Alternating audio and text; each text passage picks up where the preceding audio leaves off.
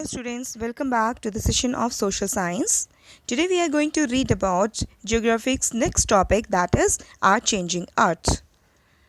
What is our changing earth?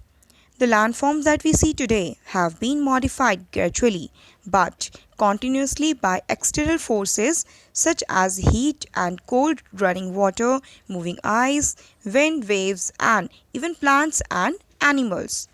The earth movement are divided on the basis of the forces which cause them. These forces are called endogenic forces and exogenic forces. What is endogenic forces? The forces which act in the interior of the earth are called endogenic forces. Endogenic forces sometimes produce sudden movement and at the other times produce slow movements. Sudden movements like earthquake and volcanoes cause mass destruction over the surface of the earth. Now we'll talk about what is the exogenic forces.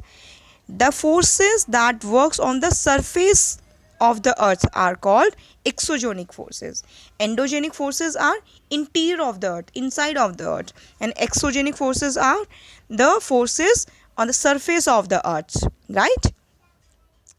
So in the endogenic forces, volcano is a part of the endogenic forces. What is endogenic forces?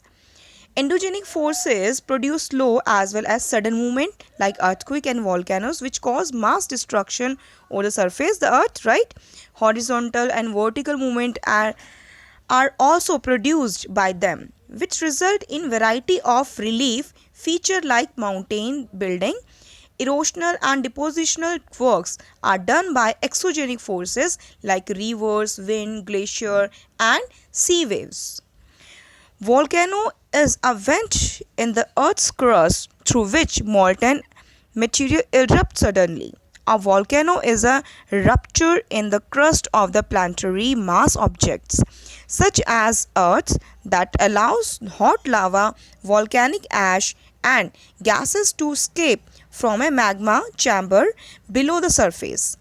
So, Earth's volcanoes occur because its crust is broken into 17 and rigid tectonic plates that float on a hotter, softer layer in its mantle. Layers के बारे में हमने read किया था last chapter में. We read about the mental layer also. So volcanoes can be simply defined as an opening in the earth crust through which molten material comes out from the interior of the earth. So we do have the three types of volcanoes: active volcanoes, dormant volcanoes and extinct volcano. Active volcanoes are also termed as a living volcanoes. They erupt frequently and hurl out gases, ashes, lava and rocks. What are the dormant volcanoes? That are those volcanoes which have not erupted from the long period. They are termed as sleeping volcanoes. What are extinct volcanoes? Extinct volcanoes are inactive and therefore called dead volcanoes. Kilimanjaro in Africa, Rainier in USA are the example of extinct volcanoes. Now the other movement of the earth, other interior movement of the earth that can be called endogenic forces is earthquake. What is earthquake? The plates are moved around by the motion of a deeper part of the earth that lies under it, the crust. These plates are always bumping into each other, pulling away from each other or past each other.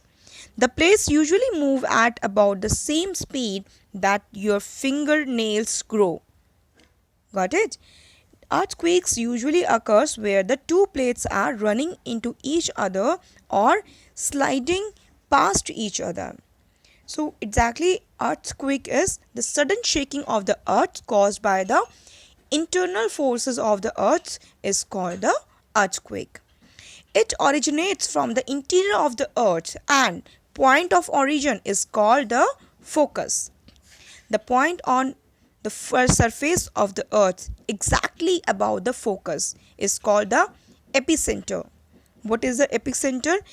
The point on surface of the earth exactly above the focus, that is called epicenter. The vibration of an earthquake spread out and concretic waves from the focus. These vibrations are called seismic waves. The intensity of the earthquake is maximum near its epicenter. The surface of the earth can shake due to movements of the lithospheric plates, volcanic eruption, or even bomb explosions. So, how will can measure the earthquakes? The scientist that deals with the earthquake is called seismology, and the earthquake scientists are called seismologists. They are experts who study the pattern of the earthquake. Seismograph is the instrument that is shown in this pic, which records the intensity of the earthquake waves.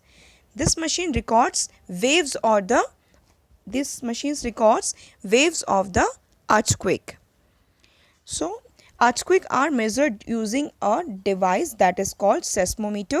This device measures the motion of the ground. Earthquake strength is often measured on the Richter magnitude scale. The location of the earthquake is determined by the analyzing the measurement of many seismometer at various locations.